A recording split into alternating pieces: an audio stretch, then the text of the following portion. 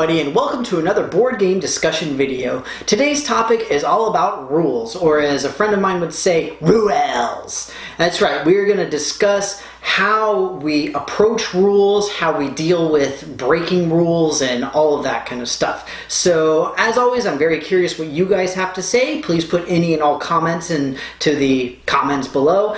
And if you have not done so already, please take a look at my Facebook and my Twitter. On those places, I'll post new videos, and I've got contests and giveaways and fun articles, all sorts of cool stuff. And it's a great way to stay in touch with me if you would like. So, please take a look if you can. Now, moving on to our topic of rules.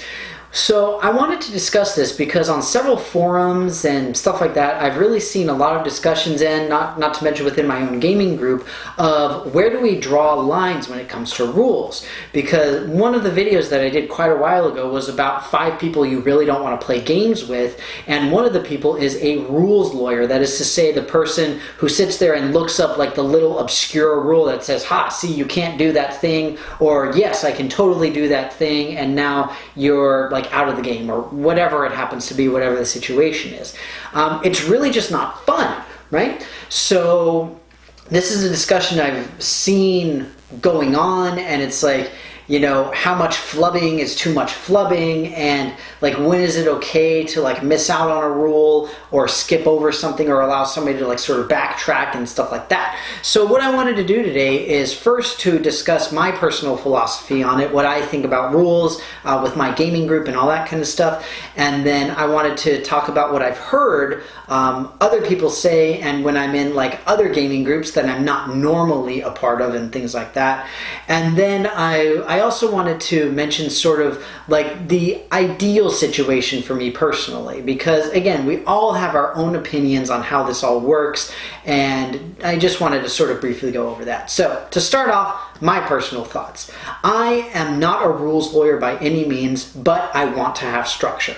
I don't want people going around doing whatever they want willy-nilly and not worrying about it. The biggest thing for me tends to be turn order, right? So this is really important in a lot of games where if the person before me is doing something that can affect what I'm going to do, I want to make sure that we do it right. I want to make certain that if I'm doing something, then the person after me can see it and knows what's going on and all of that kind of thing. That said, I am all about efficiency as well. And if things can happen simultaneously, let's do it. Let's go for it. A great example of this is evolution. In evolution, during one of the states or one of the phases, you are putting traits on your species. And with something like that, you can go simultaneously. It's not a huge deal to not do it. However, towards the end of the game especially, it can become really important what your opponents are doing because you're potentially going to be responding to it. So it's that sort of a balance where it depends on where you are in the game and how everybody is feeling about it. So that's sort of what I think. Again, turn order being the key thing. That said, I'm totally fine with, you know, like if somebody's like, oh, I forgot to grab a resource and there's like a big pool of resources, like, yeah, go ahead and get that. Or, oh, I should have like flipped this card over, or I should be at this location or whatever. Generally, like little stuff like that, I really don't care about because by and large, it doesn't affect gameplay that much. Sometimes though, you know, if it's been like 2 or 3 rounds or whatever, and they're like, oh shoot, you know, like so long ago, I should have done this thing. Then it's just like, no, like that was a long time ago, and that's a lot of stuff to go back through and like figure out what potentially could have changed, things of that nature. And another thing that really kind of irks me is people knowing what they can and can't do. A perfect example of this was a few weeks ago. I was playing Cash and Guns. There are 2 powers in Cash and Guns, one of them called the Cunning and the other called the Kid. If you've never played Cash and Guns, the idea is that you select a card that indicates whether or not you've got like a bullet in the gun, essentially, or not. And then everybody points at one another together, and then people can surrender, and then you see who got shot, right? So the order of that happening is very, very important. The cunning is able to pick their card after everybody is pointed. So they see, like, are a bunch of people pointing at me? No, then maybe I can use a bullet. If a bunch of people are pointing at me, I'm going to use an unloaded gun because I'm probably going to surrender. The kid is sort of the opposite. They pick their card, and then after everybody else has pointed their guns, they decide where to point. So this is good because if there's somebody who has no guns on them, maybe you're going to point at them, you know, something along those lines. So one thing that happened, and both cases actually occurred, where we were sitting there and I'm standing there like announcing this to everybody. Everybody pick your cards, put it in front of you. Everybody get ready and point in 3, 2, 1, boom, right? And everybody points. And then like somebody was just like, oh shoot, I forgot to play my card. And I'm like, I'm the cunning, like that is my ability, that is my power, that is something that has been granted to me by the gaming gods, you know, that type of thing. And like by going out of order like that, you've essentially given yourself a new ability, right? And same thing happened with somebody playing, somebody else was playing as the kid, and then somebody was like, oh, we're pointing, oh, okay, boom. You know, after everybody else had done it, because you have a different amount of information, right? So it's unfair to everybody else. Now, that said, Cash and Guns, it's a fun, stupid, quirky little party game, right? It's not a big deal. And the fact is that we really shouldn't care about it in general. But again, for me, I'm okay with bending, loosening the rules and stuff like that if it serves the purpose of keeping the flow going, right? I want to keep people happy. I don't want to be the guy who's just like, yeah, no, you can't do that. Bam! You know, or whatever it happens to be. I have seen people like that, and it's really frustrating, okay? Especially if I'm playing with new people or people who don't really game too much. Then it becomes even more important to really have that sort of light touch of like, well, you know, that's a good idea, and it would be great, but unfortunately you can't do that because, again, like there are fundamental core rules to games that you don't want to see bent or broken. There are other things where it's okay though. But with that, going into what I've seen other people do, most people, at least most people I've gamed with, ascribe to my philosophy of like, you know, it's okay, it's fine, you know, we'll deal with it, and, you know, we can shuffle things around and make it work. So like if you miss your resource, go ahead and grab it. If you were supposed to move or whatever, okay, fine, not a big deal. But, you know, try to pay attention. You know, try to make sure that you do it right. Because, again, we're friendly. We want to keep the game going, right? The other side of that coin are the rules lawyers, all right? The people who are just like, no, you missed it, all right? No, you can't do that. No way. Not going to happen. And it's frustrating, especially because sometimes I'll be playing games with these people, and it's a new game for me. I've never played it, and, like, they're teaching it to me or something.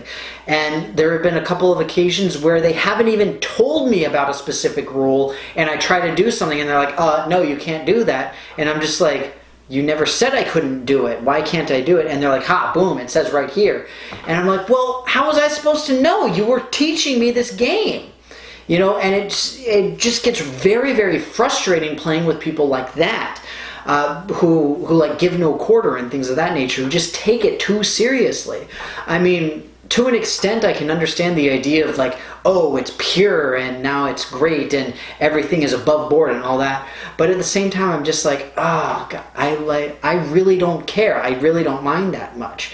I don't want to flex too much, but at the same time, like, if we screw up, like if we were supposed to roll a die and add 3 instead accidentally added 2 or whatever, then it's like, oh, I should have gotten an extra whatever. And it's like, okay, fine, you know, whatever. I mean, not a big deal. But somebody who is like super serious, super hardline, super hardcore, I just have a very difficult time dealing with that. The other side of that particular coin is that I have played with some people who really don't care about the rules. They just sort of have like a general sort of understanding of it and just sort of play like really fast and loose. I mean, to an extent, I can see the appeal a little bit, because it's like, okay, like you're making a more fun experience and maybe even making a new game out of the old game potentially. But then at the same time, I'm like, what's the point of playing a board game if you're not going to play the game? You know, the game has rules for a reason. It has a structure for a reason.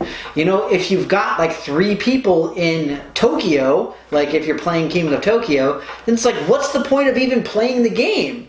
Like that goes against the fundamental principle of King of Tokyo. It is singular.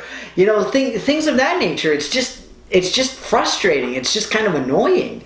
And thankfully, I have not run into too many people like that, but the few that I have are arguably worse than the rules lawyers, because just playing like so fast and loose with the game just boggles my mind.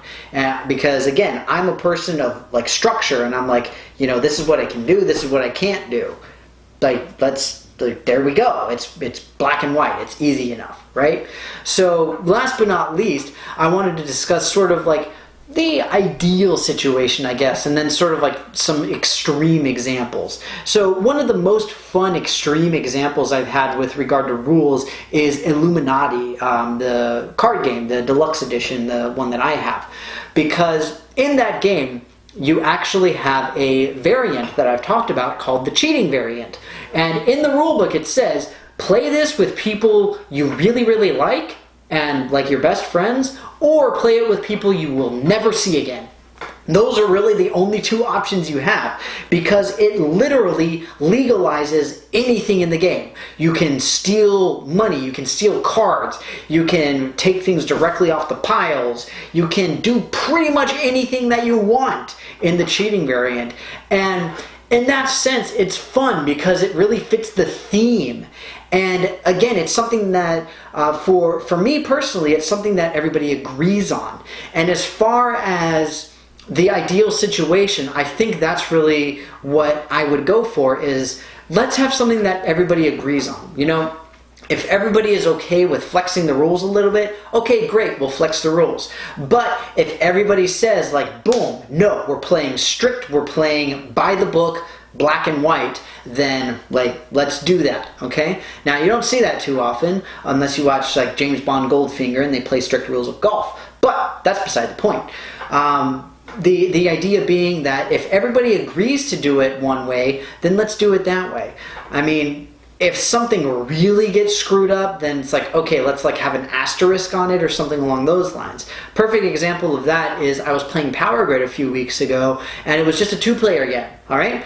Not the best 2-player game, don't get me wrong, but it's a fun game even with 2. The idea is that in Power Grid, if you play with 2 players, you only have 2 regions of the map available instead of all of them or any number of them. You only have 2.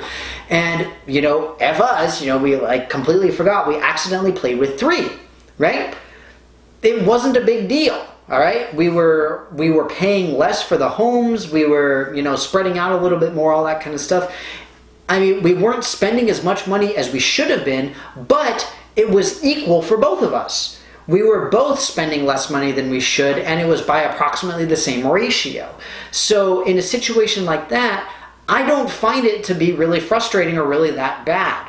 But at the same time, we were like, okay, well, we finished the game, and we'll say that it ended with an asterisk type of thing. You know, it's a footnote, because that was a fundamental aspect of the game that we screwed up, right? So there's all sorts of things like that, and as long as everybody's cool with it, then, you know, by all means, like, do it. Like, do what you wish. But for me, I would like to have at least the core structure of the game active and functional and working and everybody following it. Then I would just be like, okay, let's like willy-nilly, and we'll use like these 2 rules, but we won't bother with all of these over here, or something along those lines. And one sort of side note for all of this is particularly the case with more complex games. The deeper and heavier the game gets, the more important the rules become.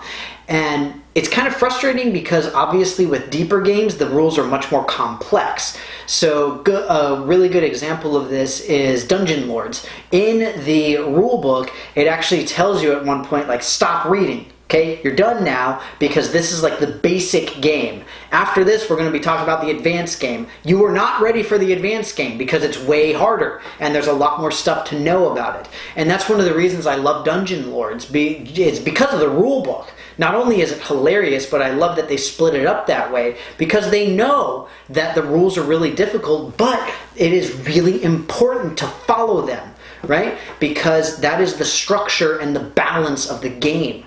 Okay? And again, the more complex the game is, the more important the rules become. So that's why, party games, wits and wagers, cash and guns, stuff like that, flub the rules, bend them a little bit, it doesn't matter. Like, you get it in a little bit late, okay, no big deal. Like, whatever, doesn't matter. Same thing, like Codenames is a game I've been playing a decent amount of. We have the rule of, you take your finger and you have to touch the card.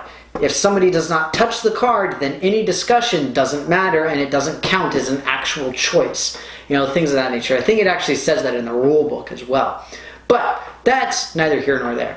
Overall, rules, definitely important for board games. I like them. I appreciate having a structure, but I'm reasonably flexible, especially with new players. I can't stand rules lawyers who say that, nothing other than what is printed on the page is possible. I also can't stand people who say the exact opposite, where they're just sort of like, oh, we'll just do like these 2 or 3 things, and then the rest of it is just kind of like meh. And we'll just sort of like figure it out as we go type of thing. I don't like either one of those because I think they take away from the spirit of the game. But that said, that's enough rambling from me. As always, though, I would love to hear what you guys have to say. This is an especially interesting topic because it's something that literally all board gamers or all gamers of any sort go through, is how do you deal with the rules? How do you deal with the constraints of the game? And are you okay with going outside of them? I know a decent number of you are really big into war games, and like war gamers can be super serious about stuff. Like, how do you feel about somebody messing up the movement of a unit or something along those lines? Like, I'm really curious what you all think about this, but again, that is more than enough rambling for me. Either way, I do hope that you enjoyed this video. You guys know I love hearing from you. Please put any thoughts in the comments below, and I will see you next time.